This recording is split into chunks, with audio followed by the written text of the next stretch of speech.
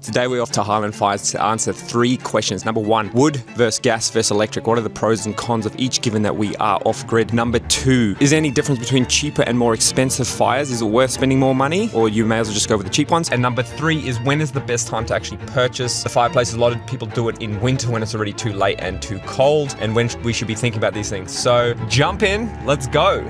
So one thing that we hadn't actually catered for in the designs was when you're using a wood fire, they get really hot, and unfortunately you can't have anything combustible within a certain distance, which is like 1 point something meters. We've actually had to go back to the design or the drawing board and change out the wall to be able to do that. So we're probably going to swap it out to something, a brick, which we've seen other people do, which looks really cool. So we have that option, or you have to do this big metal sheet around it, which is a bit of an eyesore. And we didn't really want to compromise and go do something different after kind of falling in love with those, I guess you could say. That's something that we've had to look for. So we're going to probably end up just bricking the whole wall so we can get a closer distance between, and then we're not eating up into the space, because especially in the little house there isn't much room, so we can't really afford to lose 600 meter into the living room. We should be there shortly. Here today checking out some options for fireplaces for the 2 dwellings. It's a sunny day, but it's very windy and cold, so it's a perfect day to actually check out some fireplaces to get that cozy feeling.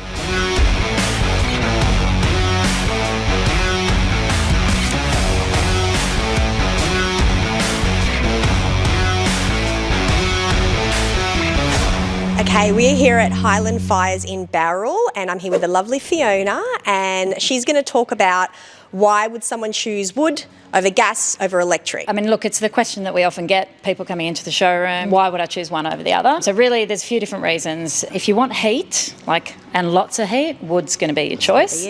So there is nothing that heats more than wood, effectively. And of course, then there's all sort of different types of wood, from a freestanding fire to a built-in cast iron and so on. Not everybody's up for wood though, so wood involves a bit of work. Definitely. You've got to chop your wood, you've got to get your wood in, you've got to chop it, you've got to split it, you've got to get kindling. Would you say that's more expensive as well? Wood tends to be more expensive than... Not necessarily, actually. No? Wood can be cheaper, even if you're buying it all in. And of course, especially around here in the Southern Highlands, people are on properties, they have access to free wood and then free heating, right? Yep. Sometimes though, people aren't up for it, they want to be able to press a button but still get some good heat, and then we tend to steer towards gas, because gas, it doesn't heat as much as wood, but it is still a genuine space heater, really nice flame, they look beautiful, different shapes and sizes, push of a button, convenient, remote control. Very convenient. Electric, a lot of people don't realise that electric really doesn't heat, particularly a little bit of heat. But the times that you might go for electric is when you just want a really nice feature, they want to build a fireplace, you still want to be able to press something on with a button or a remote control. No flue, so that's an advantage. Sometimes people just cannot cope. You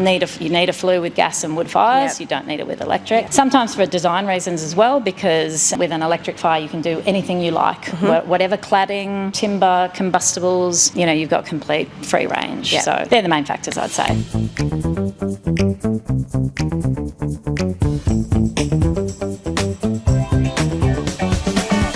So Fiona, what are some environmental factors about putting in a wood fire? So what you're looking at wood fires is what's the efficiency and what are the emissions. So wood burning, actually, it's an efficient way to heat, and they're actually pretty environmentally friendly for a couple of reasons. One, wood is a renewable, so it's not a fossil fuel. So the fuel itself that it's using is renewable. And secondly, Australian standards are some of the highest in the world. So, and that's for efficiency, and efficiency means how much heat you get for the amount of fuel you're using, and also emissions, which is obviously what emissions are being put into the atmosphere. And it just means that more and more the wood fires that are available to buy they're low in emissions, they're high in efficiency. A lot of the time the emissions that they're putting out are less than the emissions of the wood actually breaking down itself. You're not doing something bad for the environment. Yes, exactly.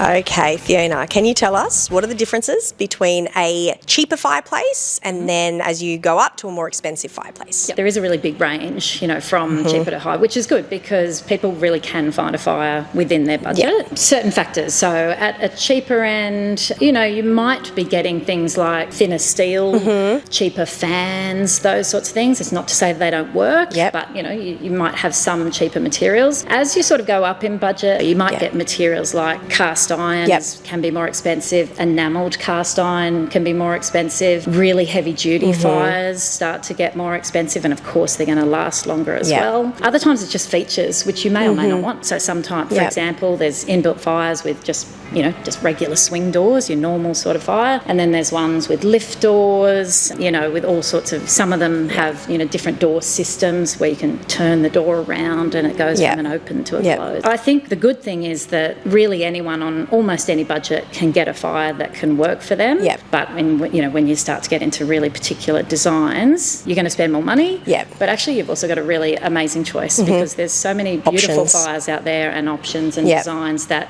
people can find something that's going to work for their Yep. for their design, I think. So there's something for everyone.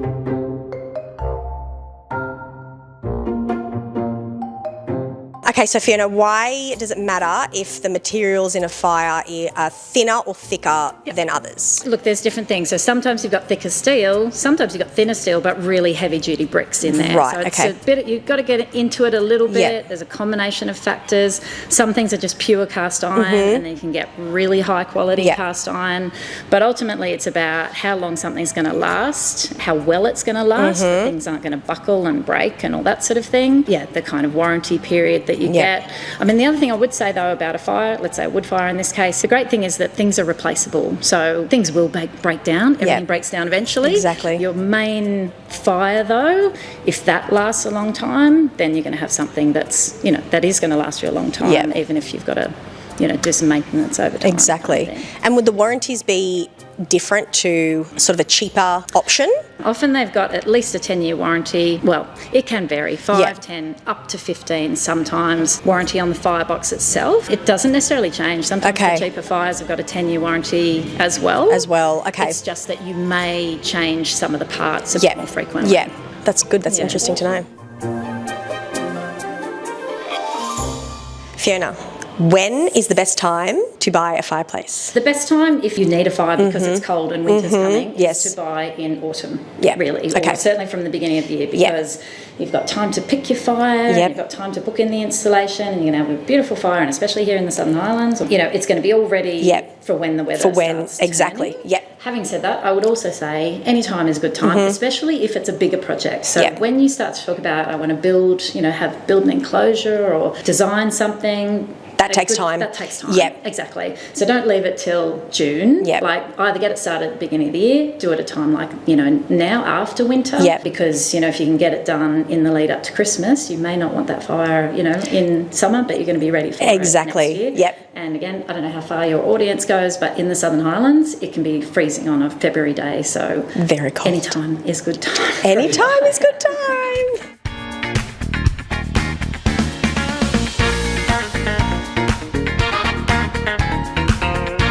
So it was so nice to see the fireplaces today. It gave you that sense of being at home on a rainy, cold day, cozying up by the fire with a hot chocolate or a wine, whatever your poison is, and just watching a nice movie. What I reckon was really interesting for me was finding out about how wood fires are actually quite, I wouldn't say 100% environmentally friendly, but they're still, out of the choices, are still a very good option, just based on how wood is a renewable.